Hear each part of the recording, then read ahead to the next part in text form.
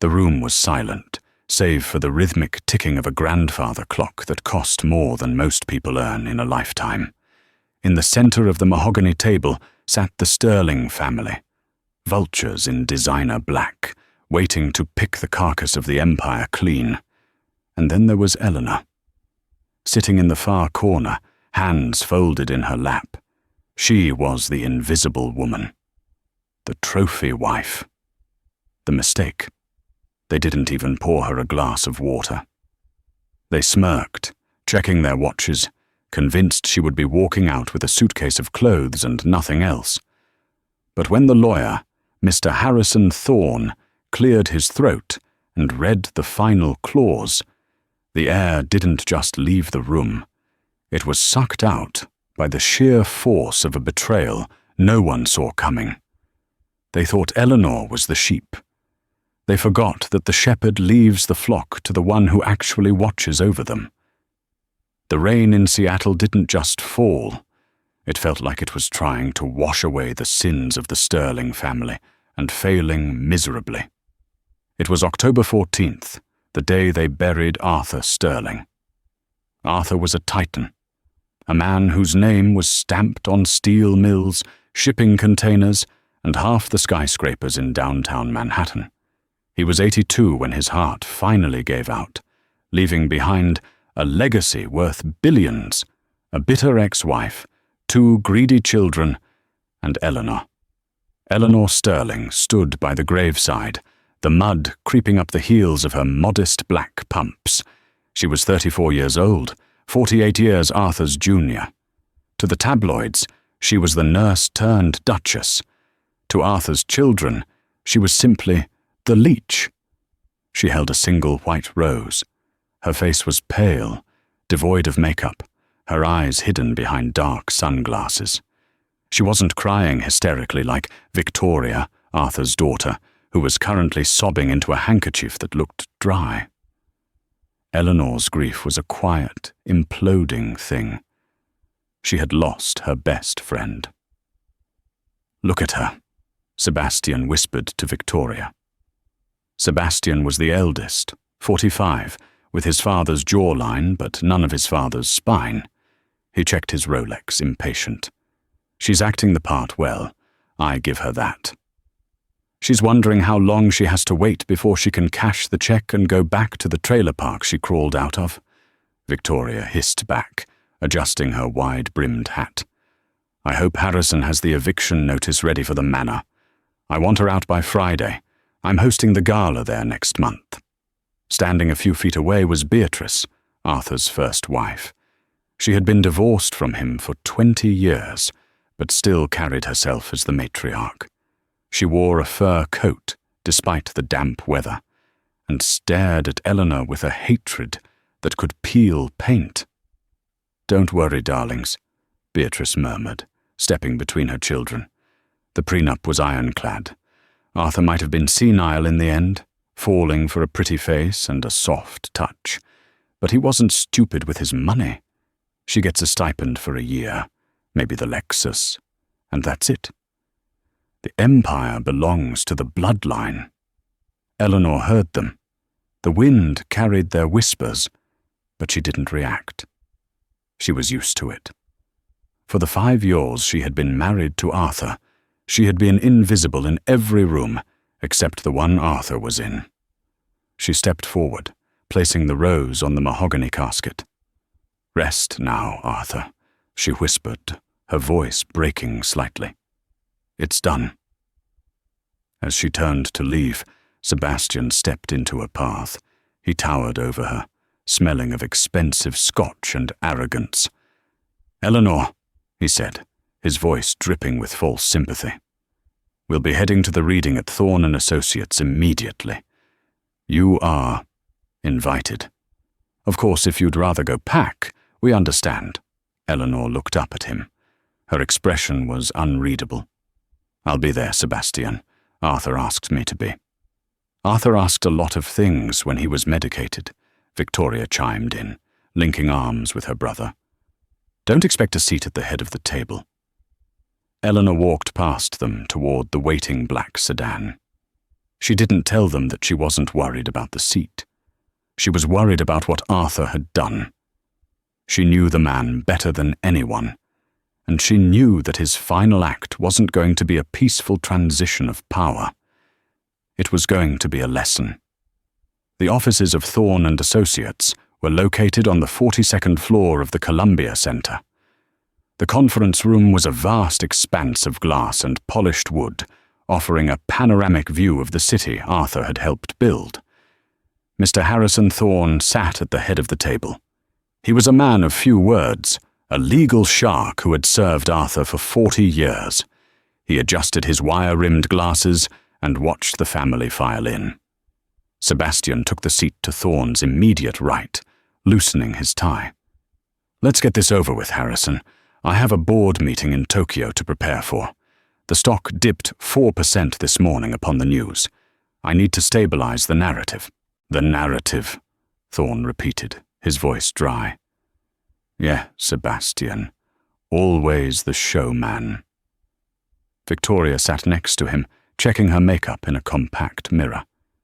Beatrice took the seat opposite them, crossing her legs. "Is the staff getting anything? I don't want to deal with weeping maids." "All handled," Thorne said. Finally, Eleanor entered. She had removed her sunglasses. Her eyes were red-rimmed. She hesitated at the door. "Sit anywhere, Eleanor," Sebastian said, gesturing to a folding metal chair placed against the wall, away from the main table.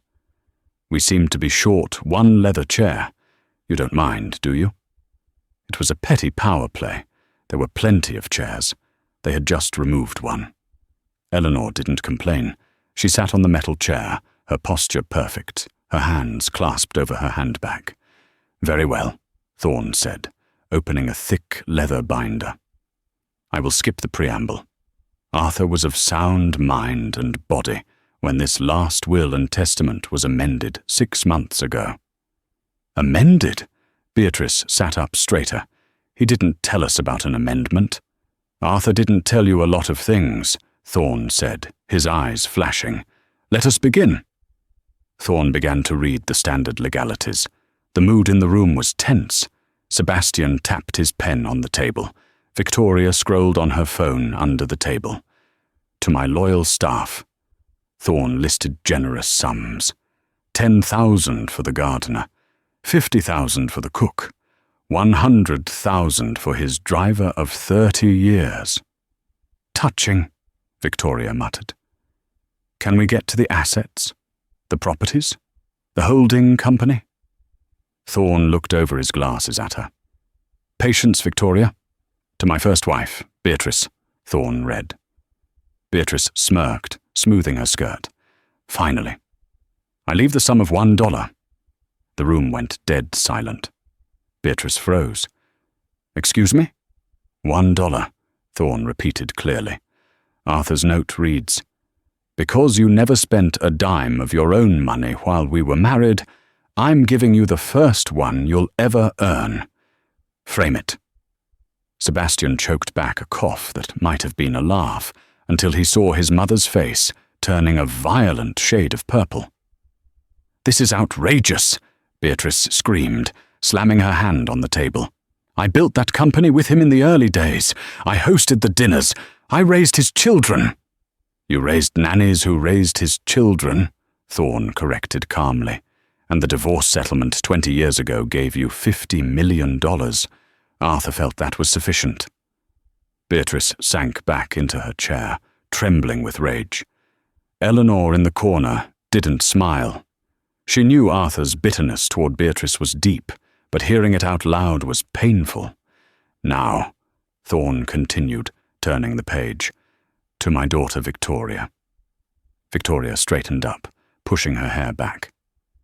"Okay, here we go. To Victoria, I leave the Sterling Vineyard in Napa Valley, the Paris apartment on Avenue Montaigne, and a monthly allowance of $15,000. Victoria blinked. "Wait, the vineyard? That place is a money pit. It hasn't turned a profit in 5 years. And 15,000? Harrison, my driver costs $6,000 a month. Is this a joke? Where are the stocks? The bonds?" "The vineyard is yours, Victoria," Thorne said. "Arthur noted that since you enjoy wine so much, perhaps you should learn how to make it. As for the allowance, it is contingent on you maintaining sobriety for 6 consecutive months. Failed drug tests will result in a suspension of payments."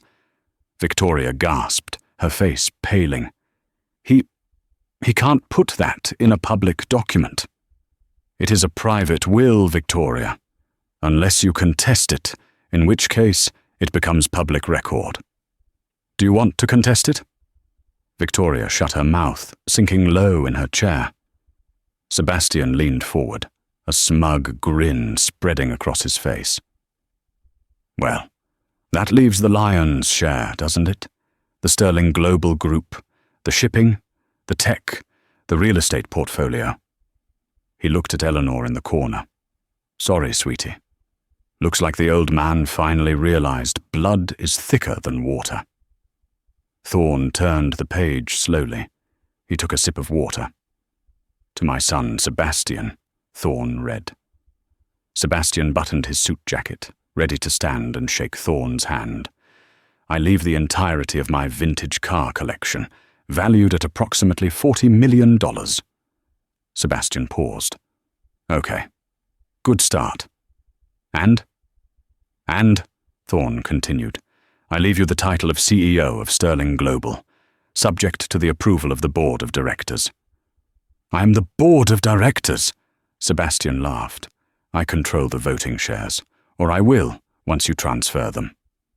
"I haven't finished," Thorne said sharply.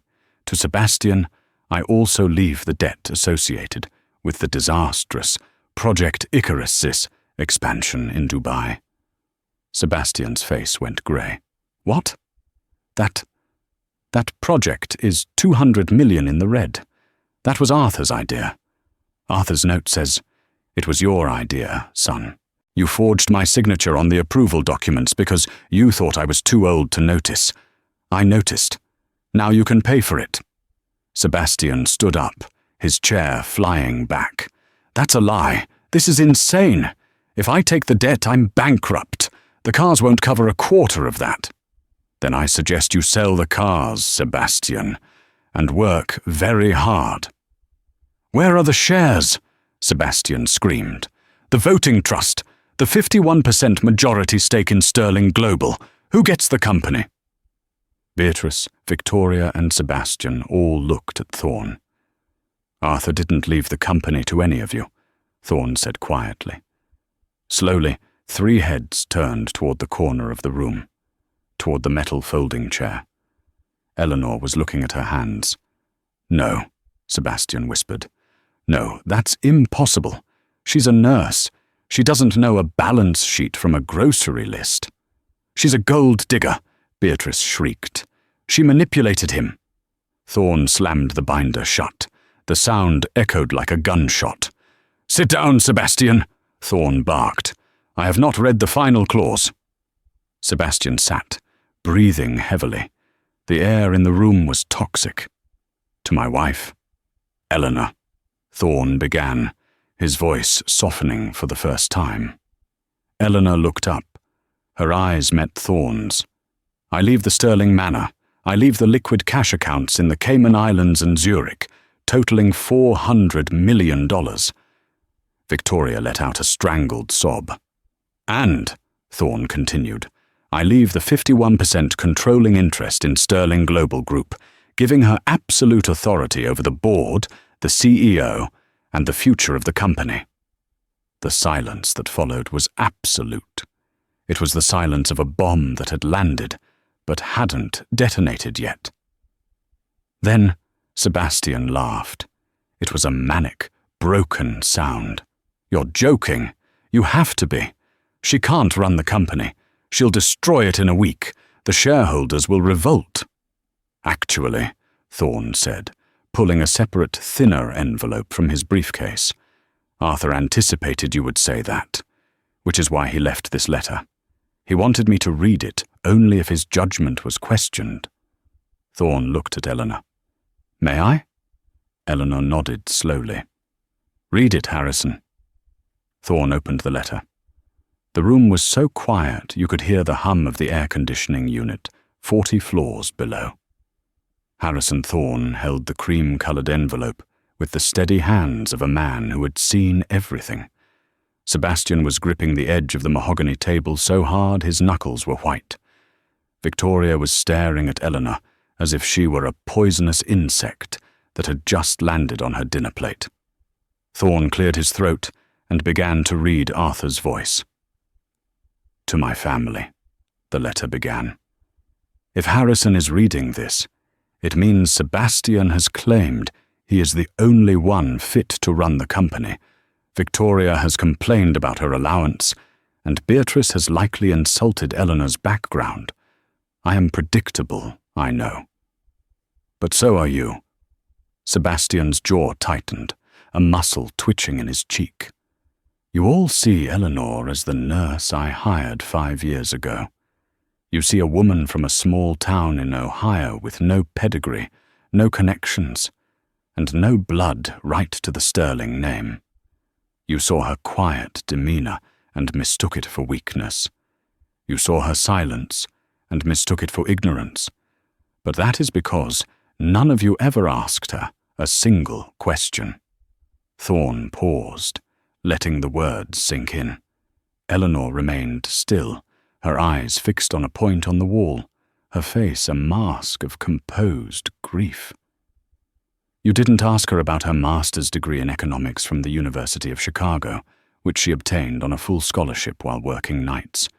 You didn't ask her why she left the financial sector to become a private palliative care nurse, because she lost her own father to cancer and wanted to help others die with the dignity he was denied. And you certainly didn't ask her what we did during those long nights when my insomnia kept me awake."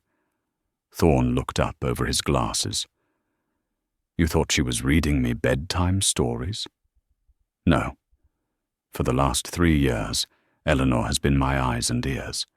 When my sight began to fail, she read the board minutes to me. When my hands shook too much to hold a pen, she took dictation on the restructuring plans. When Sebastian proposed the Project Icarus deal in Dubai, it was Eleanor who flagged the discrepancies in the environmental impact reports. It was Eleanor who noticed that Sebastian was funneling kickbacks through a shell company in the Seychelles." Sebastian leapt to his feet, overturning his chair. "That's a lie. That's slander. I'll sue the estate." "Sit down, Sebastian," Thorne said, his voice like a whip. "Arthur attached the bank transfer records to the appendix of this will. It's irrefutable." Sebastian froze. The color drained from his face, leaving him looking like a wax figure melting in the heat. He slowly sank back down, not into his chair, but onto the edge of the table, deflated. Thorne continued reading. "Eleanor knows the company better than any of you. She knows the employees. She knows the vision. She is the only one who listened to me when I talked about the future, rather than just waiting for me to become the past. I am not leaving my company to my wife out of sentimentality. I am leaving it to her, because she is the only one competent enough to save it from you." So, the letter concluded, the 51% stake is hers. If you want to keep your jobs, your titles, and your lifestyles, I suggest you learn to do something you have never done before. Show her some respect. Goodbye. Arthur. Thorne folded the letter and placed it back in the envelope. He slid it across the polished table toward the metal folding chair in the corner. "It is yours, Mrs. Sterling," Thorne said respectfully. For a long moment, no one moved. Then, the storm broke. "This is undue influence," Beatrice hissed, standing up and wrapping her fur coat tight around her. "She drugged him. She manipulated a dying man. We will contest this in probate court. We will tie this up for years, Harrison. She won't see a dime." "You can try, Beatrice," Thorne said calmly. But Arthur videotaped the signing of the will. His doctors signed affidavits regarding his mental clarity. And if you contest the will, the no contest clause triggers, and you lose even the $1. Is that a risk you want to take?" Beatrice's mouth opened and closed like a fish out of water. She looked at Sebastian, waiting for him to do something, to fix it. But Sebastian was staring at the floor, his mind racing through the implications of the Dubai revelation. If that got out, he wasn't just broke, he was going to prison. Victoria was the first to break ranks. She looked at the vineyard deed in front of her, then at Eleanor. I have to go," she stammered. "I have a flight to Napa. I need to check the grapes." She grabbed her paperwork and fled the room without looking back. She was selfish, but she was a survivor. She knew when the ship was sinking. Beatrice glared at Eleanor with pure venom. "You will never be one of us. You can wear the name, you can live in the house, but you will always be the help. Remember that." She marched out, her heels clicking sharply on the marble floor. Sebastian was the last to leave. He stood up slowly, buttoning his jacket with trembling hands. He walked over to where Eleanor sat. He loomed over her, trying to summon the intimidation tactics that had worked his whole life. "You think you've won?" Sebastian whispered, his voice low and dangerous. "But running a conglomerate isn't reading a spreadsheet, Eleanor. It's war. The board answers to me. The shareholders know me. You walk into that building tomorrow, and they will eat you alive. I give you a week before you come begging me to buy you out for pennies on the dollar." Eleanor finally looked up. Her blue eyes were dry and hard as diamonds. "I'll see you at the 9 a.m. board meeting, Sebastian," she said softly. "Don't be late. I hate tardiness." Sebastian sneered, spun on his heel, and stormed out. The heavy oak doors slammed shut, leaving Eleanor alone with Harrison Thorne. The silence returned, but it felt different now. It wasn't heavy. It was charged. Eleanor let out a long breath, her shoulders dropping slightly. "He really did it," she whispered. "I told him not to. I told him it would start a war." "He knew you were the only one who could win it," Thorne said, standing up and offering her his hand. "Arthur was a gambler, Eleanor, but he never bet on a losing horse." Eleanor took his hand and stood up. She smoothed the skirt of her simple black dress. "Harrison?" "Yes, Mrs. Sterling." "Call security at the manor. Beatrice is going to try to steal the silverware before she leaves, and call the locksmiths. I want the locks changed at the corporate headquarters tonight. Sebastian's keycard is to be deactivated immediately." Thorne smiled, a rare, genuine smile. "I already gave the order 10 minutes ago." Eleanor nodded, walking toward the window to look out at the Seattle skyline. The rain had stopped. "Then let's get to work." The next morning, the headlines were screaming. "The nurse who inherited an empire." "Sterling heirs cut out. Widow takes all. From bedpans to boardrooms. Who is Eleanor Sterling?" The paparazzi were swarmed outside the gates of Sterling Manor. Helicopters buzzed overhead. But Eleanor was already gone. She had left at 5 a.m., taking the back service road in Arthur's old armored Mercedes. At the Sterling Global headquarters, the atmosphere was toxic. Sebastian had arrived at 6 a.m., fueled by caffeine and panic. He was in his office on the 50th floor, shredding documents. The hum of the industrial shredder was the soundtrack to his unraveling. He had spent the night calling board members. "She's incompetent," he had told them. "She's a gold digger. If we let her take the chair, the stock tanks. We need a vote of no confidence immediately."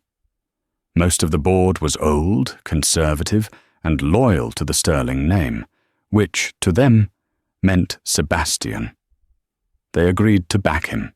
They would let her walk in, humiliate her, and force her to resign as chairwoman in exchange for a payout. It was a classic corporate ambush. At 8:55 a.m., the elevator doors to the executive floor opened.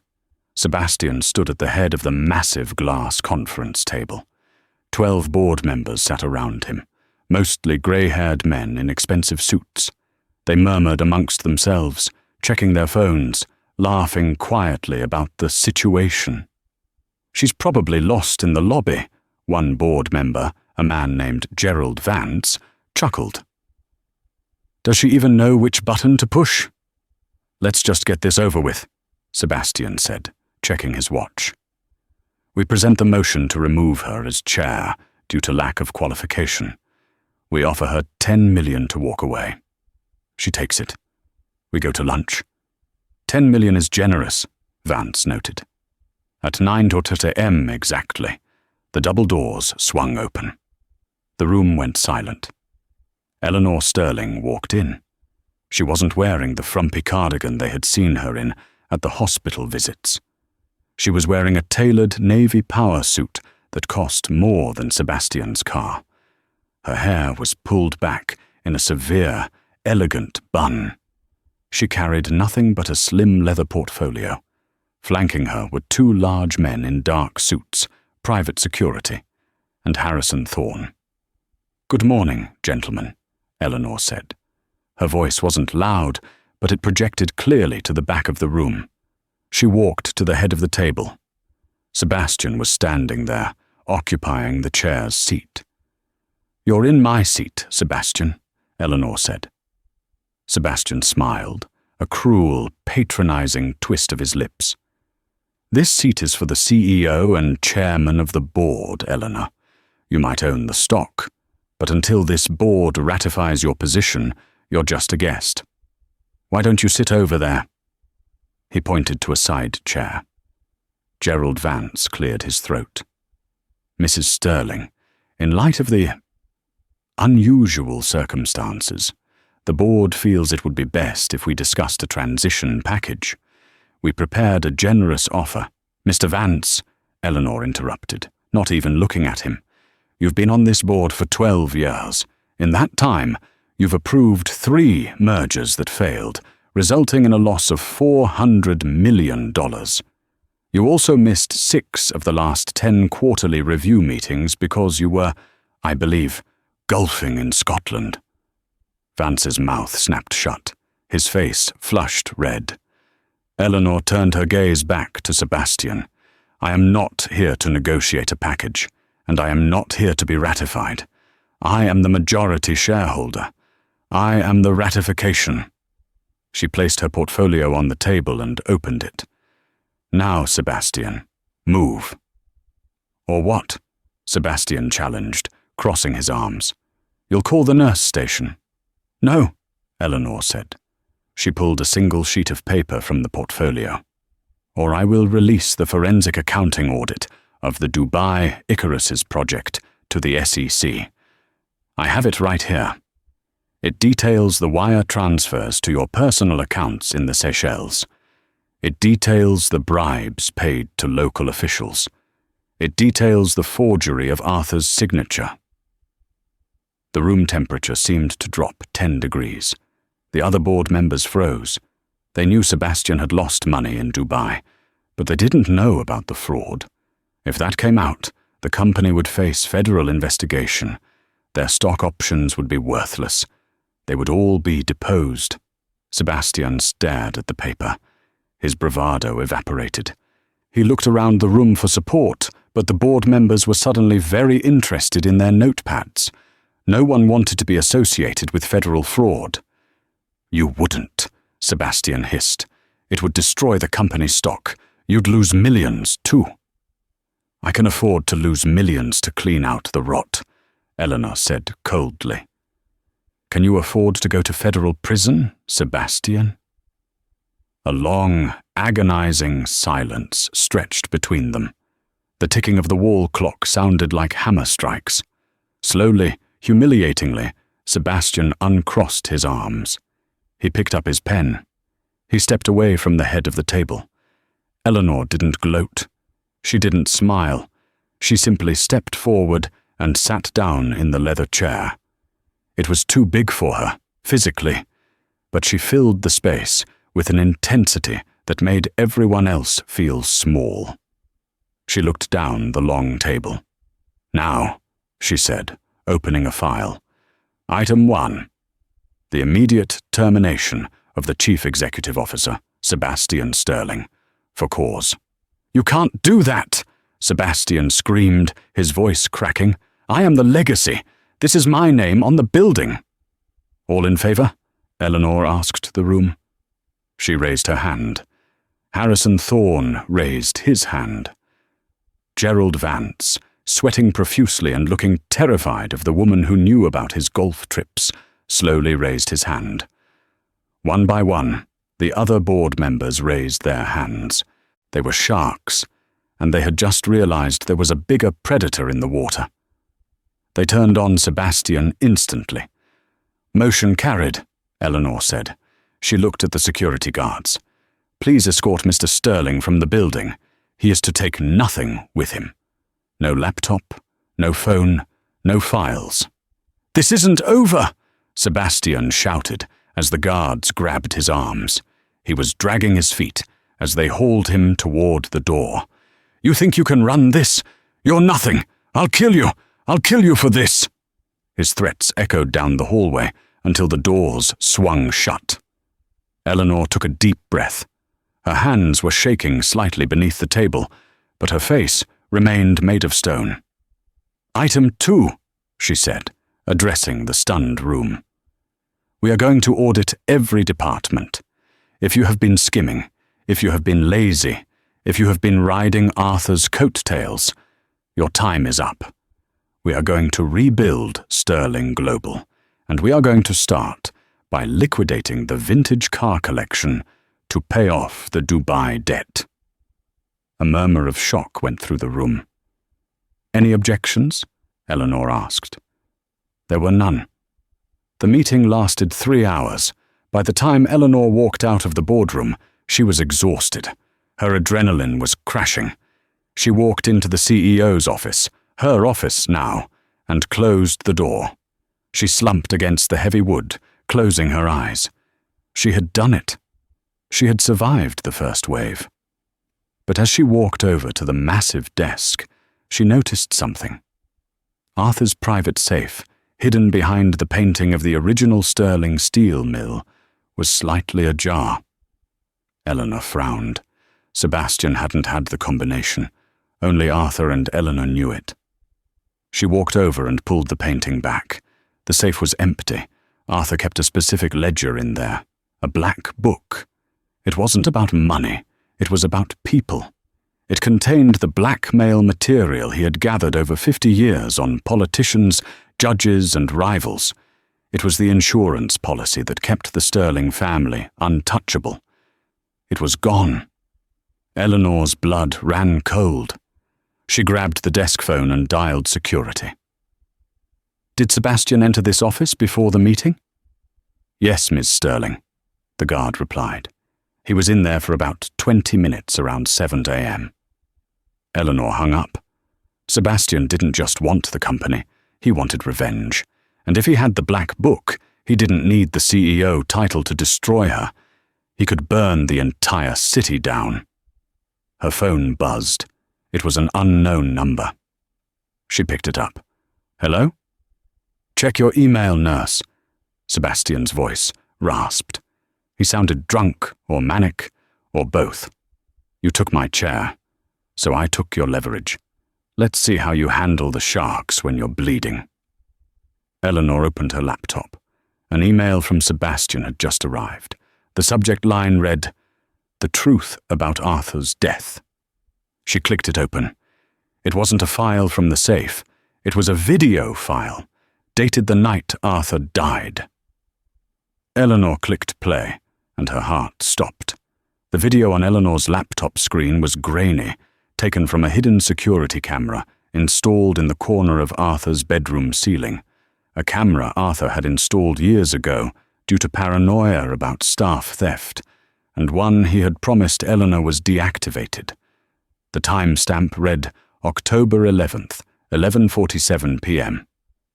2 days before he died, the footage showed Arthur lying in his hospital bed, set up in the master suite. He was writhing, his frail body convulsing with pain that the standard morphine drip couldn't touch. The audio was faint, but his groans were gut-wrenching. Eleanor entered the frame. She was wearing her nightgown. She sat by the bed, holding his hand, stroking his hair. You could see her crying. Then Arthur grabbed her wrist. His voice, raspy and desperate, cut through the static. "Ellie, please, no more. I can't do another night. Help me, like you promised." Eleanor shook her head frantically in the video. "Arthur, I can't. The doctor said, damn the doctors. They aren't dying in this bed. Ellie, if you love me, end it. The big vial in the safe. Please." The video showed Eleanor hesitating for agonizing minutes. She paced the room. She wept. Finally, broken by his suffering, she walked out of frame. She returned a moment later, holding a small glass vial and a syringe. With trembling hands, she injected the contents into his IV port. Arthur's thrashing slowed. His breathing hitched, then smoothed out. He looked at Eleanor with profound relief. "Thank you," he whispered. "My good girl." 10 minutes later, he was asleep. 2 days later, his heart stopped. The video ended. Eleanor stared at a black screen, tears streaming down her face, just as they had that night. It wasn't murder. It was an act of supreme love.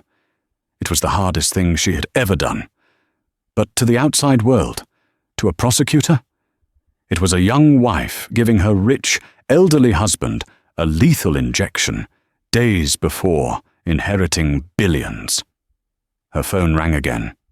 "Sebastian, did you like the home movie?" Sebastian gloated. His voice was slurred. He was celebrating prematurely. "I found the camera feed back up in the server room before your goons threw me out. Amazing what you find when you look." "You know what that was, Sebastian," Eleanor said, her voice shaking. "He was in agony. He begged me." "I know what it looks like, Eleanor. It looks like manslaughter at best, murder one at worst. The angel of death nurse. The tabloids will eat it up. You'll spend the rest of your life in prison wearing an orange jumpsuit that definitely isn't tailored." "What do you want?" Eleanor whispered. "I want my company back, all of it. You resign tomorrow. You name me CEO and chairman. You sign over the 51% stake to a trust controlled by me. You take the Cayman money and you disappear to an island where no one knows your name. You do that, the video gets deleted." "And the black book?" Eleanor asked, gripping the desk. "The ledger you stole from the safe." Sebastian laughed darkly. "That's my insurance policy, in case you get buyer's remorse later. That stays with me. You have until noon tomorrow to announce your resignation. If not, I send the video to the district attorney at 12:01 p.m. TikTok, nurse." He hung up. Eleanor felt like the walls of the massive corner office were closing in on her. She had outsmarted them financially, but she hadn't prepared for this level of viciousness. Sebastian was willing to burn his father's memory to the ground to destroy her. She needed Harrison Thorne, but could she tell him? This was a felony. If she told him, he might be obligated to report her to protect the firm. She was truly, completely alone. She spent the next hour watching the rain hit the windows. She imagined prison. She imagined Arthur's legacy being run into the ground by Sebastian.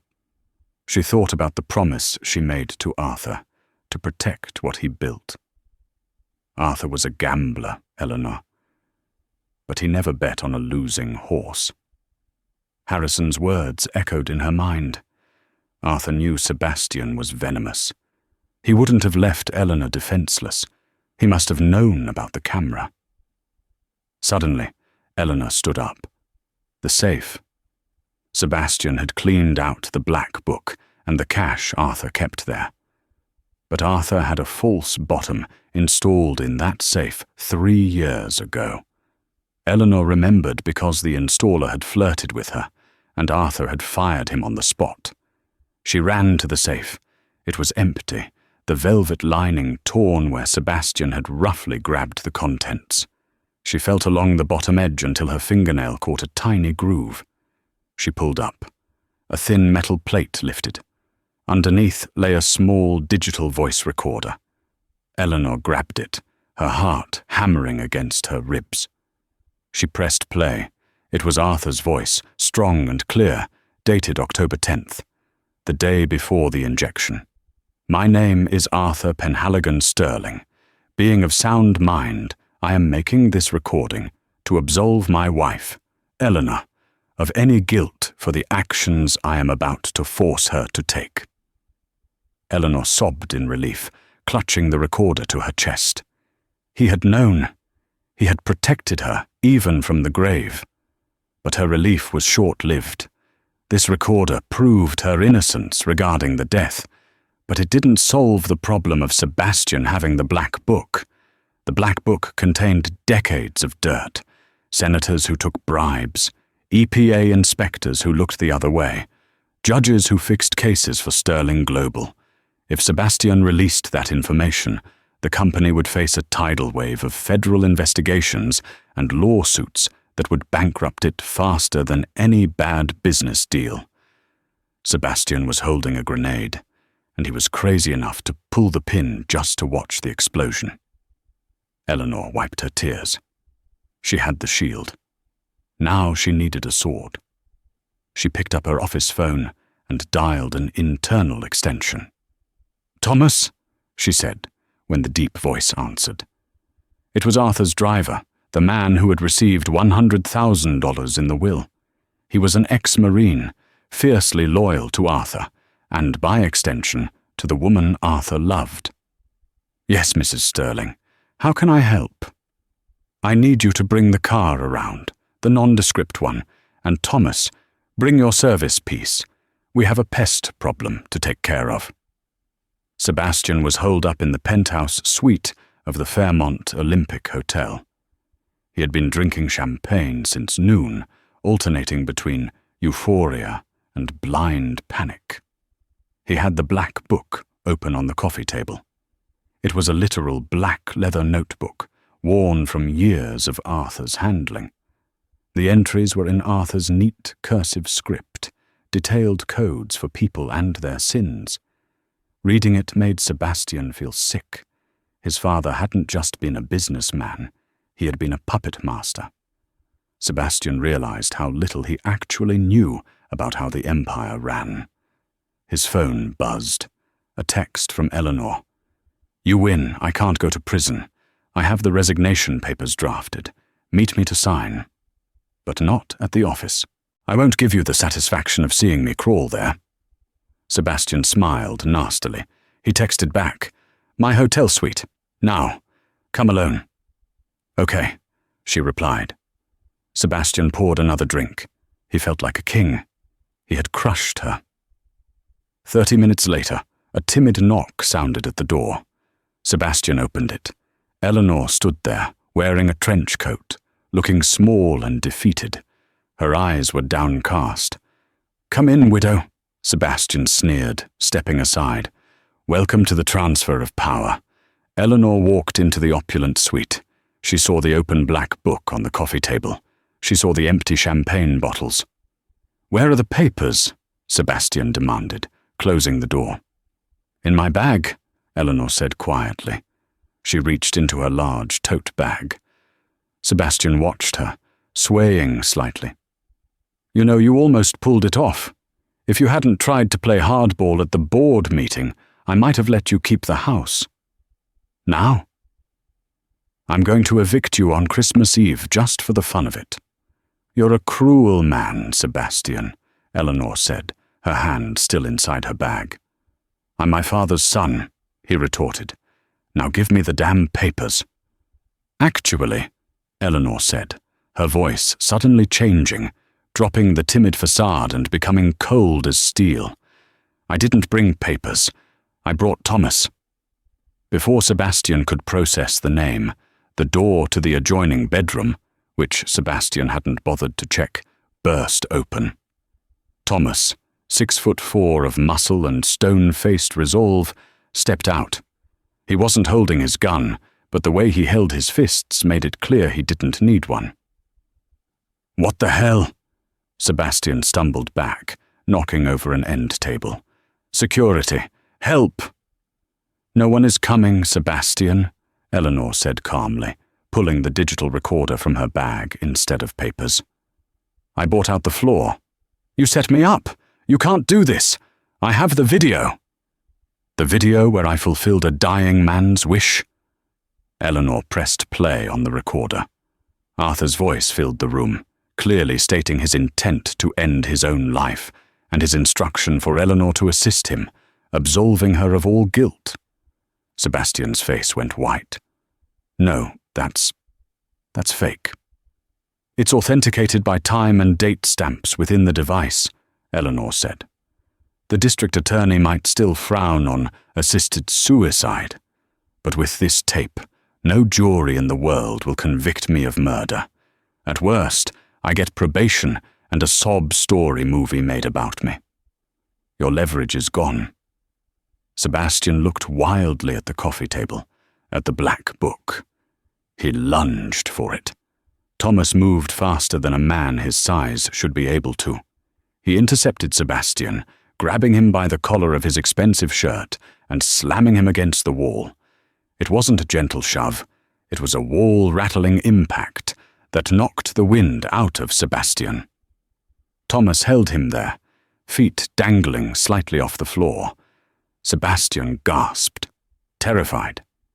Eleanor walked over to the coffee table. She picked up the black book.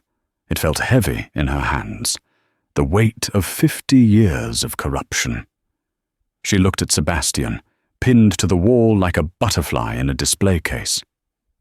"You were going to use this," she said, tapping the cover. "You were going to threaten Senator Davies. You were going to expose the EPA bribes for the Ohio plant. Did you even think about what would happen? The federal investigations wouldn't just hit the company, Sebastian. They would hit you. You signed the last 3 EPA compliance reports. You would have sent yourself to prison just to hurt me." Sebastian wheezed. "Please, Eleanor, we're family." "No," Eleanor said. "We're really not. Beatrice made sure I knew that yesterday." She nodded to Thomas. "Let him go." Thomas released him. Sebastian slid down the wall, coughing, rubbing his neck. "What are you going to do?" Sebastian asked, his voice trembling. Eleanor walked to the fireplace in the corner of the suite, where a gas fire was gently burning. "Arthur built an empire on leverage," Eleanor said, staring into the flames. "He kept this book because he was afraid. He was afraid that if he didn't have a gun to everyone's head, they would take what was his." She turned to face Sebastian. "I'm not afraid, Sebastian, and I don't want to run a company that relies on this." She tossed the black book into the fire. Sebastian screamed. "No! Are you insane? That's worth billions! That's the real power!" He scrambled toward the fireplace, burning his hands trying to retrieve it. But the dry pages caught instantly. The flames licked up around the leather cover, curling the pages filled with decades of secrets. Eleanor watched it burn. It's over. The era of Arthur Sterling's shadow games is over. The company is going to run clean from now on, or it's going to fail. But it will be honest. She looked down at Sebastian, who was kneeling on the hearth, staring in horror at the ashes of his last hope for dominance. "You have 2 choices, Sebastian," Eleanor said coldly. 1. I release the audit of your Dubai fraud to the FBI tomorrow. You go to prison for 10 years. Sebastian looked up, tears mixing with the soot on his face. Or 2, Eleanor continued. You check yourself into the rehab facility in Arizona that I've already paid for. You stay there for 6 months. You get clean. When you get out, if you are sober, I will give you a mid-level management position in the logistics division in Omaha. You will earn a salary of $80,000 a year, and you will learn how to actually work. Sebastian stared at her.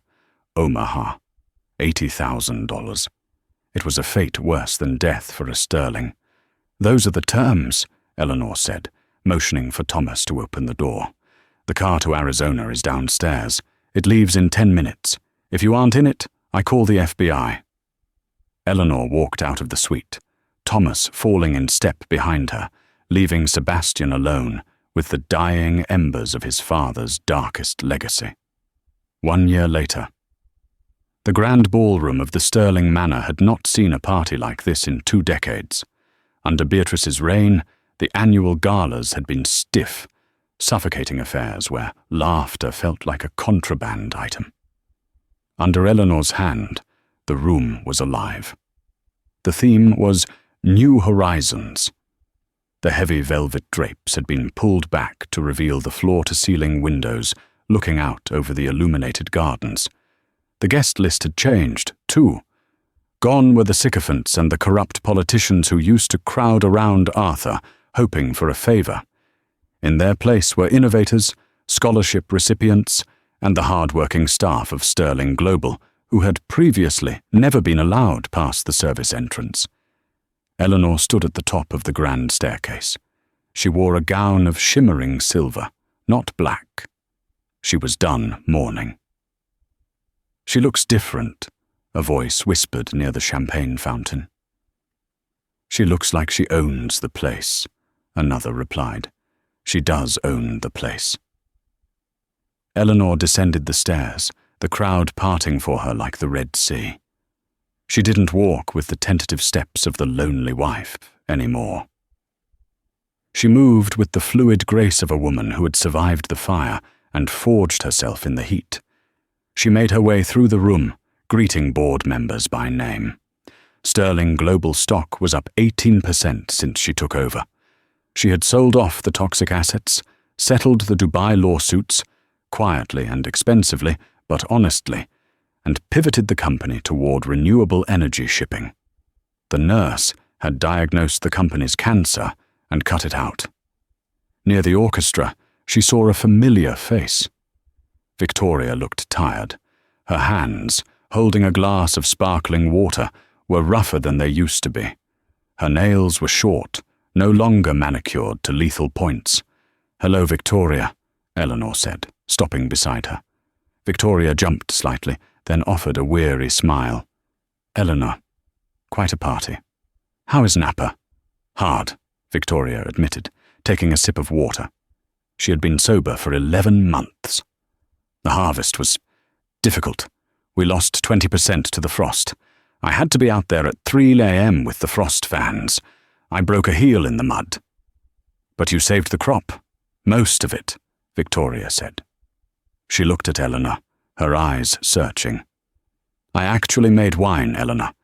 I mean, I didn't just drink it. I made it. It tastes better this way." "I'm glad to hear that," Eleanor said sincerely. "Arthur would be proud." Victoria looked away, blinking back tears. "I don't know about that, but I'm proud and thank you for not cutting me off completely when you could have." "Family is complicated," Eleanor said softly. "Enjoy the evening, Victoria." She moved on. She hadn't forgiven them, not fully, but she had chosen not to carry the poison of revenge. That was Arthur's way, and it had killed him in the end. Then she saw Beatrice. Beatrice hadn't been invited, but she had come anyway. She sat at a corner table, clutching her purse, looking like a ghost haunting her own former life. No one was talking to her. The socialites she had ruled over for years now ignored her, drawn instead to the power radiating from Eleanor. Eleanor walked over. "Beatrice," Eleanor nodded. Beatrice looked up, Her face was a map of bitterness. "You changed the curtains?" she spat. "These are hideous." "They let the light in," Eleanor replied calmly. "Something this house has needed for a long time." "You think you've won," Beatrice hissed. "But you're still alone, Eleanor. You have no children. You have no history. When you die, who will remember you?" Eleanor smiled. It wasn't a cruel smile. It was a smile of absolute peace. "The people I help will remember me, Beatrice. That's enough." Eleanor signaled a waiter. "Please bring Mrs. Sterling a glass of whatever she likes, and then call her a car. She looks tired." She walked away, leaving Beatrice alone with her spite. Beatrice had her $1 framed in a cheap plastic frame in her small apartment, a constant reminder of the love she never gave. Eleanor took the stage as the music died down. She adjusted the microphone. "Thank you all for coming," she said. The room went silent. "A year ago, I stood in a lawyer's office and was told that I was nothing. I was told that because I didn't have the name, or the blood, or the ruthlessness of the Sterling legacy, I couldn't lead." She looked out at the crowd. "But leadership isn't about how loud you can scream, or how much you can steal. It's about care. It's about noticing the things others ignore. For years, I was the invisible wife. I sat in the corners. I listened. And because I listened, I learned." She paused. "Tonight, I am announcing the dissolution of the Sterling Family Trust as you knew it. In its place, we are launching the Arthur and Eleanor Initiative. We will be funding full scholarships for nursing and palliative care degrees for underprivileged students. And we are opening 3 new hospice centers in Seattle, free of charge to those who cannot pay." Thunderous applause broke out. It wasn't polite applause. It was genuine.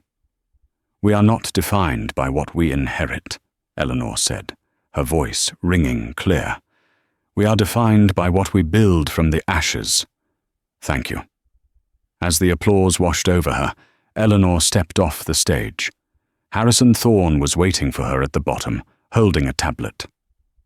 "Excellent speech, Mrs. Sterling," he said. "Also, we received an email from the Omaha branch." "Sebastian?"